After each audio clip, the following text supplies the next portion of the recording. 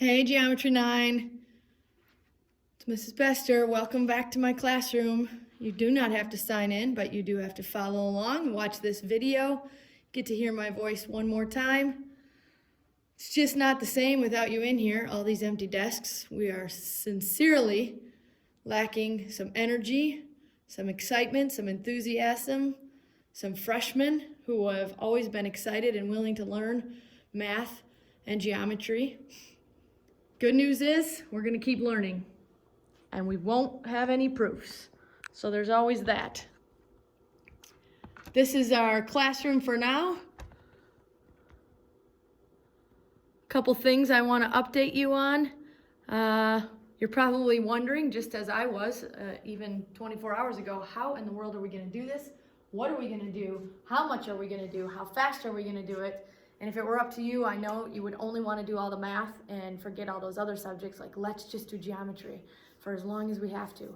And I will balance it so that you have time to work on your other classes, even though we all know which one your favorite is. So let me give you just a couple quick brief rundowns of what I know and what I can tell you now. First of all, Google Classroom. We've already very accustomed to that. We use it every day in class. Expect Google Classroom to be your new best friend. You will check in on it often, daily, weekly, to stay caught up, to find any announcements from me, any new assignments from me, any new lessons from me. Your second new best friend is going to be Mr. Backenberg. Mr. Backenberg was kind enough to have videotaped himself teaching you all of the lessons that we need from now until we come back. So in chapter 11 is where we're going to start. We're going to be measuring figures and solids, starting with circles and triangles and polygons, and then we'll, as I told you before, go two-dimensional and three-dimensional. So his website, which I will link to our Google Classroom, will have these videos. While you're watching the videos, make sure you take notes and write things down because you will want to refer back to it later. You don't want to always have to go back and watch the video when you have a question. So take notes like you normally would. They're very brief videos and you can learn from them.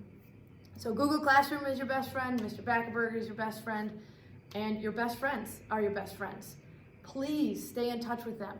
Well, not in touch with them, don't touch them, but socially, responsibly, be in touch with them to the point that you can ask them questions. You can use each other to stay motivated, to get help from each other, to set a time that you're going to do this lesson together to make sure that you stay on schedule and keep caught up, because you definitely do not want to lag behind, whether it's in this class or any of your classes.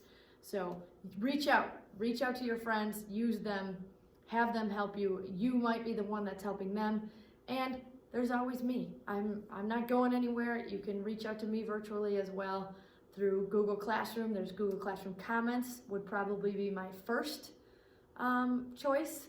Like, please comment on Google Classroom so that I can reply back to you, and that will be what I'll be checking the most for interaction back and forth.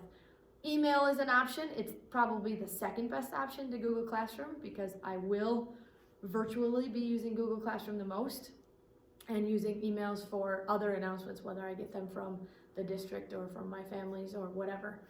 And after email, there's always the option of, okay, this just isn't working. I need to talk to you. Let's figure this out together through a simple phone call or even a Google Hangouts face-to-face meeting virtually. So there are options, and I'm not going to leave you hanging, not going to leave you in the dark. I'm not going to let you get behind. As long as you reach out to me and let me know where you're at, I can for sure make sure that you stay caught up and get help.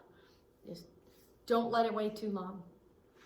So other than that, how about our, I guess you don't need a picture of it because you've seen it plenty, but our Edulastic, our daily quizzes, they're not going to go away.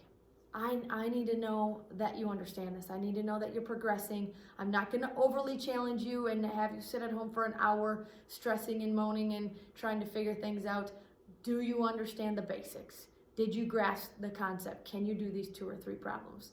Whether they come at you daily, every other day, once in a while, a couple times here and there, that's going to be up to me, and we'll get through that together as I start planning. But know that, as usual, there will be Edulastic daily quizzes. You will be expected to do them. The question will be on the redirect. If it didn't go so well the first time, maybe the grade isn't the most important. Maybe the understanding is what you want to focus on. So if you need feedback other than what Edulastic gives you, and it says, hey, this is what the answer should have been, and you can figure out what the answer should have been, please let's go with that. It doesn't matter that your grade says that you got a 3 out of 5 if now you understand all 5 of the problems, because as far as I know, the grades isn't what we're striving for here. We're striving for learning, and as long as you've learned and understand, that works for me. So expect a little bit of Edulastic coming at you. I won't call them daily quizzes anymore, because they won't be daily quizzes. So any other questions, just hold off, wait. This is just an intro video. What will be coming next is maybe a document of expectations and some of the things that I just said, and then a weekly calendar of here's our lessons for the week. Do them at your convenience when it works, but do them during this week so that the following Monday you're ready to start a new week. So expect a weekly layout by 8 a.m. every Monday morning of what are you expected to do by Friday to keep up, stay motivated, and keep learning. And the only other thing I ask is when it's time to do geometry, do geometry. Set aside all other distractions. I know we listen to music in class. Maybe you want to listen to music while you're doing it, but let's turn off the TV. Let's get away from your brothers and sisters. Let's tell your parents, I'm going to focus for 20 minutes. Leave me alone and get the geometry and get it done, and so that you can have a real chance to grasp the concepts. Other than that, as anything more comes up, I'll either video you or Google Classroom, all of you. Keep up the good work. I feel very confident in the group of GO9 students that I'm talking to right now. I know you've got this. I wouldn't want to be working with anybody else as far as expectations, and knowing that you're going to keep learning and you're going to understand this to the best of your ability with any help that you need. I miss you guys. I'm glad we kind of ended with our Pi Day celebration on a good note, and I hope to see you soon. It won't be real soon, but I hope to see you again. Until next time, bye.